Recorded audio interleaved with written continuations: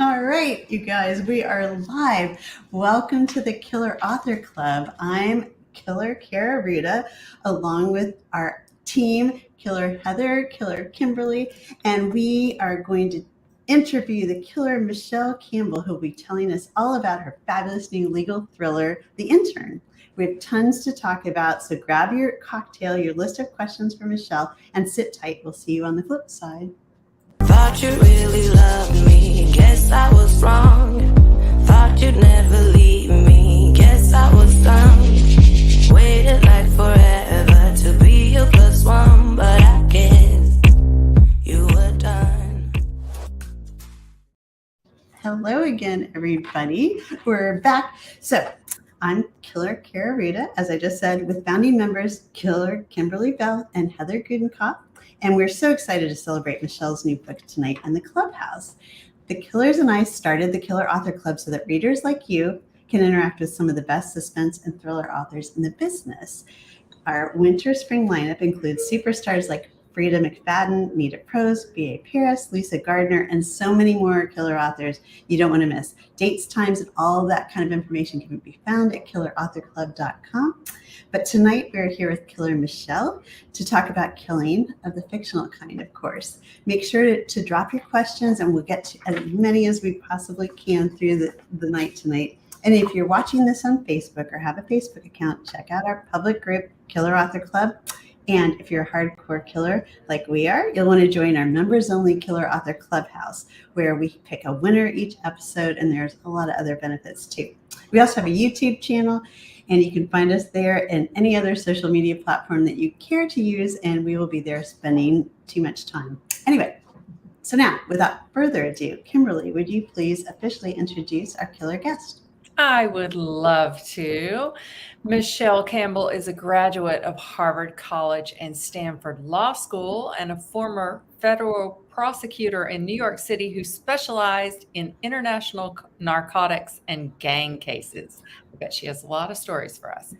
She is the internationally best-selling author of fast-paced psychological thrillers, including top 10 Sunday Times bestseller, It's Always the Husband, She Was the Quiet One, and A Stranger on the Beach, both of which were optioned for film, and The Wife Who Knew Too Much, which Newsweek called the perfect escape. Her latest book, The Intern, is a page-turning legal thriller about a young Harvard law student who falls under the spell of a charismatic judge and is the September 2023 Book of the Month early release selection. Okay, Michele, we are going to talk a lot about the book in a minute, but for now, can you give us just a quick, little pitch about The Intern? Well, yeah, but first, let me say I'm so excited to be here on your fabulous show. And I feel very fortunate because I know you guys do get the best authors in the business. And it's because you're just such sparkling personalities. And it's just so fun to appear with you. So first of all, thank you from the bottom of my heart for having me on your show. And yes, so The Intern is, I would call it a blend of psychological and legal thrillers. And it's about a young Harvard law student who named Madison Rivera, who is just wildly ambitious. And she gets the internship of a lifetime for a famous federal judge, a woman named Catherine Conroy, who she idolizes.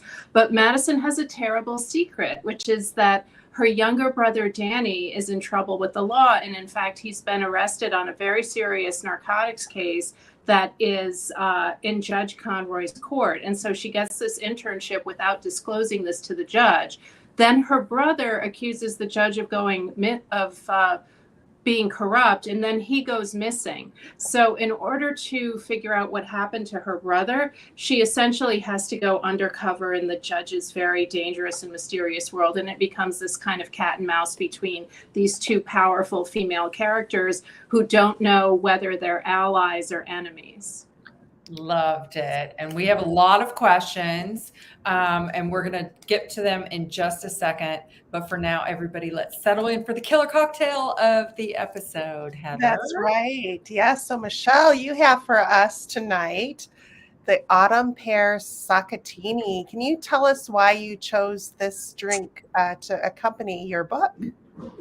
Yes, well, I chose a Sakatini because there is a pivotal early scene between the judge and the intern in which they go out for sushi. And the intern, who is sort of overwhelmed by her luxurious surroundings, drinks way too much sake and then finds herself in a very dangerous situation when the judge sort of manipulates her into essentially posing as the judge when the judge is off on a sort of mysterious trip. So because the sake was important, and here I do have some sake, I decided to do a sakatini, which essentially is sake mixed with vermouth or some other liquor. So this, I mixed my sake. This actually is slightly different than the recipe because I didn't have pear juice. So this one is mixed with Spanish red vermouth. And I was recently in Spain and I came back with a taste for vermouth, which I probably didn't need another vice, but there you go. And so this one is actually mixed with a little cider to give it that autumn flavor. And actually the intern is set right where we are now in the week or two before Thanksgiving. And the holiday actually plays a role in the plot. So I felt like this fall cocktail was the right one. So cheers, and I'm going to have a little sip. Yes, cheers. Cheers. And congratulations on another amazing read. Mm-hmm. Oh, well, thank you so much. Yes, and this was exciting because it was a Book of the Month selection, and it was my first experience being a Book of the Month selection. And of course, it's like a very storied literary institution, and I felt very honored to be picked for that. I also got to go to New York and film their podcast, which was super fun. So very cool. Fun. Yeah. So, I mean, that's the first thing I had in the next segment is the intern is the September 2023 Book of the Month early release selection. That's so exciting, Michele. Congratulations. Thank you. Geneva Rose said, this is suspense at its finest, sharply written and masterfully plotted. The Intern is an addictive, cinematic page-turning thriller, further cementing Michele Campbell as a top voice in the genre.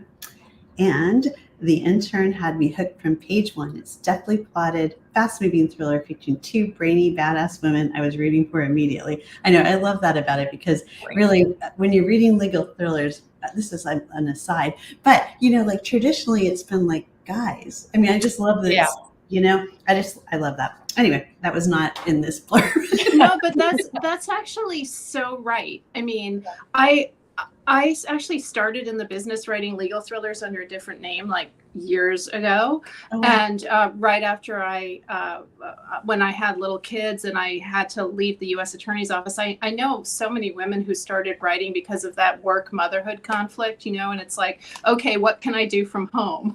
Mm-hmm. So that was me, and I was writing legal thrillers, and I always like loved Grisham and Thoreau, but they were really like testosterone, you know, yes. And having that strong female character as a lead was really important to me. Also, just blending it with the psychological thriller that we all love to write. And, you know, I've written quite a few domestic suspense / psych thrillers. And I feel like this is kind of a blend of that with a legal thriller because it really is about the personal relationships involved. It's not, even though there's a courthouse setting, it's not a courtroom book. So it's really kind of gets behind the crime, just the way we all love to in our psychological thrillers. And I know that's how you all write as well. Mm-hmm. Right. And the whole class-driven, which Robert Degoni said, real class-driven, suspenseful. So it's got part John Grisham, part Lisa Gardner, character-driven suspense that kept me up reading far too late. So I think that's really interesting that you kind of merged these genres together and created something new and fresh. So congratulations on that. Mm-hmm. And before we go a step further, it's time for the killer question. So, Michele, we need to know, why do you kill? Well, I guess the reason that I write crime is because I had a whole career prosecuting crime, and going back even further, my father actually worked in a maximum security prison. So I've sort of like had he was the director of education, like running the industrial program in Somers, Connecticut, in the maximum security prison. And so ever since my childhood, basically, I've kind of been aware of, the reality of crime. And it was always there under the surface of suburban life. And I always found it fascinating. So that's why I write killers, because they're real. Right. Yeah. Unfortunately, it happens all around us all the time. Yeah. All the time. Yeah. And that's the other thing. I had a question in here for you. The difference between law and justice, and kind of and you play with that in the intern. If you could speak about that for a minute. Yeah. I mean, that's a tough one, because it sort of gets to the sort of narrative gap between the conventions of fiction and the reality of criminal investigations and prosecutions. And, there's plenty of corruption. But I also think there's probably more corruption in books than there is in the reality of law enforcement. I mean, because without corrupt cops, we wouldn't have like great stories, right? So I have been asked, because of this book, are judges corrupt? And the answer is a few are, of course. But most of them really are not. So the whole issue of the corruption in the intern, it's just a really fun speculative story. And certainly in Boston, in reality, as we know, there have been mob influenced FBI agents and prosecutors and judges. Certainly they're not the majority. They're not even that large a group, but they do exist, and they're really exciting to write about. Yeah. Exactly. Love it. So when you were writing Catherine and Madison, did you have a favorite that you were rooting for along the way, or how did you come about creating them? First of all, did one woman pop into your mind first, or how did that come about? Well, so Madison is more of an alter ego to me, and she's one of a series of characters who are kind of more autobiographical that I've written over time, whether it's Jenny Vega and It's Always the Husband, or Melanie Vargas in my original thriller series back in 2005 was when the first one of those came out. So Madison was easy, and she probably came first, but I knew that the judge was going to be a great character. And as I worked on it, she was the one who I just really loved writing, because her backstory really is the mystery. And it's like peeling back all those layers of the onion. And you know how it is when you kind of get a character under your skin, and you just really kind of love thinking about them. And I really had that feeling for her.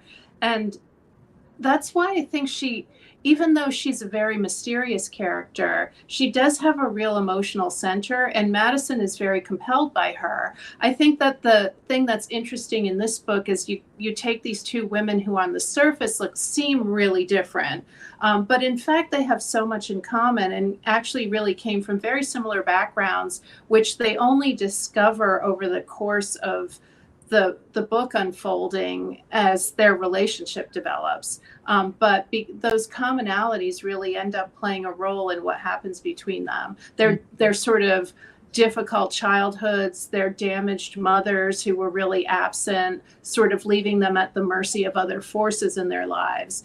And the compromises and difficult choices that they face are really similar for the two characters, but we don't realize that until it's further along. And with the character of Catherine, we do get a delve into her past, because you have a whole thread of back in time. And it was so fascinating to be able to see where she came from and what her motivations were. And as a reader, having the benefit of that little sneak peek into her past was really, really fun.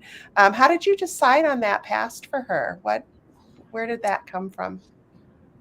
Wow, that's a great question. It's kind of like, and I'm sure you all experience this, but as an author, when it's really working, it's sort of just like taking dictation from the muse, and Love it when that happens. yeah.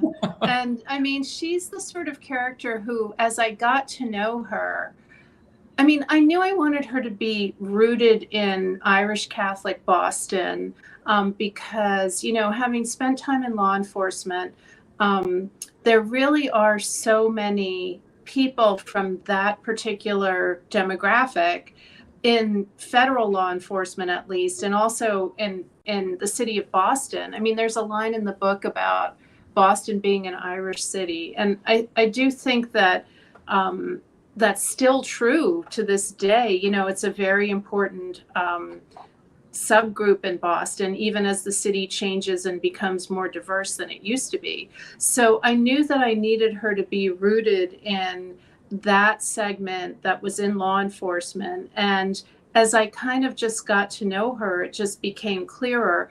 And in terms of the there's a lot of great real estate in my books, as I know there is in some of yours as well. So obviously the fabulous townhouse that Catherine lives in now during the present day in the plot, on Commonwealth Avenue. But there was also this like beach shack in Gloucester, and that was based on a house that a college friend of mine had in her family going back years. And it was truly just like a shack, like literally there was a big gap in the bottom between the door and the threshold, and just mismatched dishes, but it was right on the beach. And so I've always wanted to write that house. And so like finding her background, it just kind of all came together naturally in a very natural way. That's a gift from the writing gods when that happens. Like seriously, usually you have to work a lot harder for a character. So Facebook user, and sorry that it doesn't say your name, is the intern inspired by some true stories that were around you in your legal career? So not inspired by my particular career, but if I had to say kind of, the sort of whole Whitey Bulger thing and the corruption around that. And then in terms of fictional inspiration, The Departed, the idea of kind of corruption and kind of like almost like a deep cover spy, like planting someone and nurturing them over a period of years till they get into a position of power. I've always wanted to write about that because I do feel like that when that's happened occasionally and rarely, and it's really dangerous, just as like spies are really dangerous when they're kind of deep into an organization. And I've always found that sort of fascinating to write about. So that was the inspiration. And here's another question from Katie. What project are you working on now? If you're allowed? So I am working on more of a genre bender at the moment. It's part thriller, part fantasy, and maybe a little sci-fi and historical. So we'll see where that goes, but I'm excited about it because that's what I'm also loving reading these days, is things that are a little bit on the edge of genres. And as we talked about, The Intern being sort of part legal thriller, part psychological suspense, I do think that it can be daunting to branch out, but it can also be really exciting and get you something that, stands out in the marketplace, frankly, a little bit more, right? Because I do sometimes feel like I don't want to write the same thing that I've written before. We always want to grow, right? Right. Okay, so this is me asking as author to author, how do you get that through to your editor? I mean, how do you get the okay for that? Because I've tried and they're like, no, you need to stay in your lane. So I guess the honest answer to that is I've decided not to worry about that. You just write it and then see where it falls. Yep. I mean, I've been wanting to do that for a long time. And it's just kind of like, look, I mean, we all get so many shots at this. And this is The Intern's my 9th novel. And it's also like my 3rd career. Yeah. And it's kind of like, there are things that I want to write that, I don't know, I'm just going to have to take that risk or else never write the book that I want to write. So we'll see what happens. And, you know, I know so many author friends who have done that, you know, like just written the book of their, you know, heart, I guess. And it always is like this giant big book. So, you know, there's something to be said for it. I think editors are sometimes a little hesitant to let us do that. But I think, you know, when you're writing the book that you really love, the story that you really love, and the book that you really want to write, it can pay off in a big way. Yeah, I mean, The Intern in itself is sort of a departure. Yeah. And did require some like massaging to get there, you know. Mhm. So and has done well. So Mhm. I don't know. I think we all get to the point where we have to decide what matters in the career, and how much do we want to keep doing the same thing and getting the same result, or do something different, you know? Yeah. Yeah, that's really brave too. I want to say, because being confident enough to step into your power and do what you really want, that's a hard thing for anybody. So congratulations for doing that. Well, thanks. We'll see what happens. I know, Who but knows, right? Who you're knows? doing Maybe it, I'll be so- back here with another thriller that's or not. But I do really feel like, look, I've been doing this for a long time, and you know, it's kind of like I really feel like you have to ultimately make it mean something to you. And some people just like love exactly writing the same book over and over, but I've never been like that. I wrote a series and I found it really constraining. So, you know, I think there's a lot of people who do love the familiarity of that. And but that's I find it kind of constraining. So we'll see what happens. Yeah. I'll report back. I love it. Yeah. So Katie asked, do you read the same genre that you write in? And you were just talking about like this genre mishmash of, what was it, sci-fi? So first of all, I do read a ton of thrillers and I love them. So I'm not at all suggesting that I don't love to read thrillers. I read, you know, a huge number of books, as I'm sure you all do. And so I read many, many thrillers as part of my work. I read to give quotes to other authors. I read to sort of see what's going on in the genre. But I also love to read outside my genre. And lately, I've been loving things that are kind of that genre bending, call it a mishmash or whatever. But I just finished reading, Let's see, what is this book called? The Unmaking of June Farrow by Adrienne Young, which just came out. And it was actually a book of the month. It is sort of, it's a thriller / romance / fantasy / like a little bit of, it has time travel in it. And it has a murder, and it has a very intense love affair. And so it's been compared to Addie LaRue. Oh, yeah. I don't know if you guys read that book. I haven't read that one. So I loved that. What else have I read recently? I read Lauren Groff's latest book, which is about a young woman who flees Jamestown Colony into the wilderness.